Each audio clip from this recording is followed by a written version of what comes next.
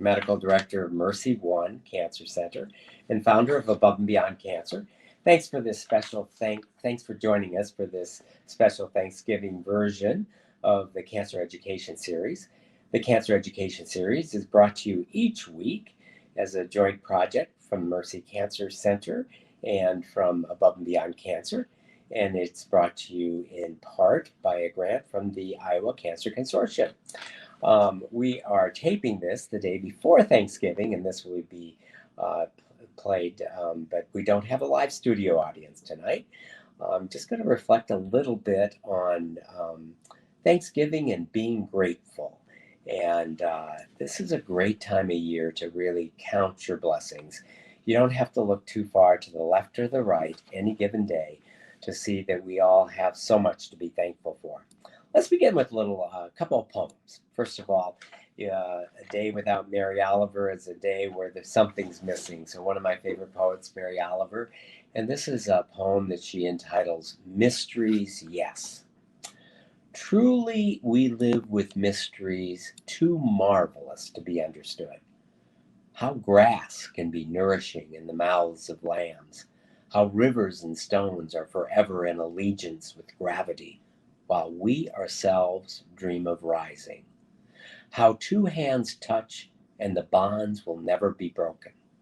How people come from delight or the scars of damage to the comfort of a poem.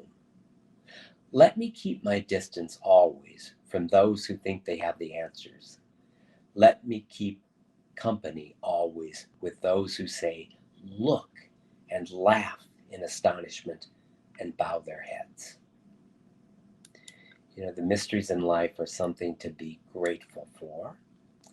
Another version of gratitude from the poet Rumi, his poem, The Guest House. This being human is a guest house. Every morning a new arrival, a joy, a depression, a meanness, some momentary awareness comes as an unexpected visitor. Welcome and entertain them all, even if they're a crowd of sorrows who violently sweep your house empty of its furniture. Still, treat each guest honorably. He may be clearing you out for some new delight. The dark thought, the shame, the malice, meet them at the door laughing and invite them in. Be grateful for whoever comes, because each has been sent as a guide from beyond. So gratitude, in this essential component of joy. There's a beautiful book that I recommend to everyone and anyone. It's called The Book of Joy. It's a book that really records a 5-day conversation between the Dalai Lama and Desmond Tutu. And in this book, Searching for Joy, it goes through some of the obstacles that we have in the path of joy, but then it concludes with 8 pillars of joy, 8 qualities of the mind and the heart that are essential components of joy. And one of the qualities of the heart that is one of the 8 pillars of joy is gratitude.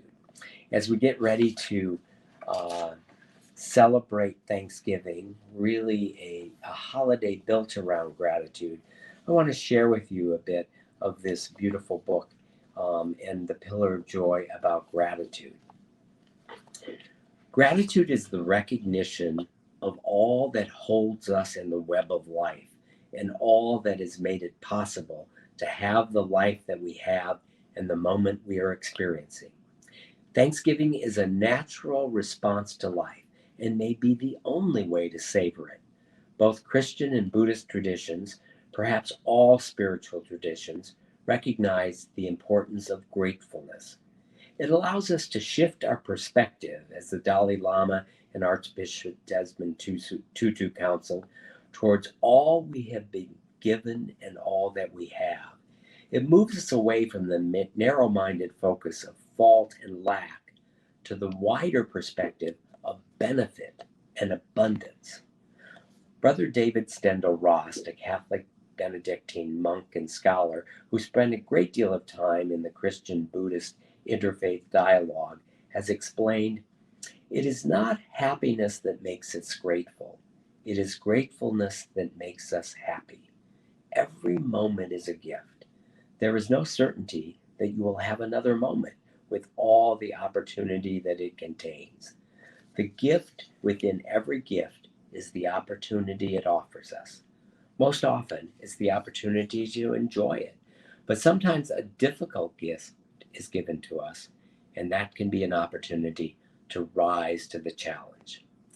The Dalai Lama's ability to be grateful for the opportunities that exist even in exile was a profound shift in perspective, allowing him not only to accept the reality of his circumstances, but also to see the opportunity in every experience. Acceptance means not fighting reality. Gratitude means embracing reality. It means moving from counting your burdens to counting your blessings, as the Archbishop has recommended, both as an antidote to envy and a recipe for appreciating our own lives. When you are grateful, Brother Stendhal Rost explained, you are not fearful. And when you are not fearful, you are not violent. When you are grateful, you act out of a sense of enough and not out of a sense of scarcity, and you're willing to share. If you are grateful, you're enjoying the differences between people and respectful to all people. A grateful world is a joyful world. Grateful people are joyful people. A grateful world is a happy world. Gratitude connects us all. When we are grateful for a meal, we can be grateful for the food that we are eating and for all those who have made the meal possible, the farmers, the grocers, and the cooks. When the Archbishop gives thanks, we are often taken on a journey of Ubuntu, acknowledging all of the connections that bind us together and on which we are all dependent. The Eucharist that the Archbishop gave to the Dalai Lama literally comes from the Greek word thanksgiving, and saying grace or giving thanks for what we have been given is an important practice in the Judeo-Christian tradition. So gratefulness is really connected to generosity. When we are grateful, we are thankful for all we have been given. We recognize the abundance that we have, and we're more likely to reach out and share our thanksgiving with others in generosity, another one of the pillars of joy. So on this Thanksgiving, I want each of you to contemplate all the blessings you've been given. Some of the blessings appear like blessings in their own right, but some blessings that we have are actually some difficulties that we've experienced that have allowed us to find strength within ourselves.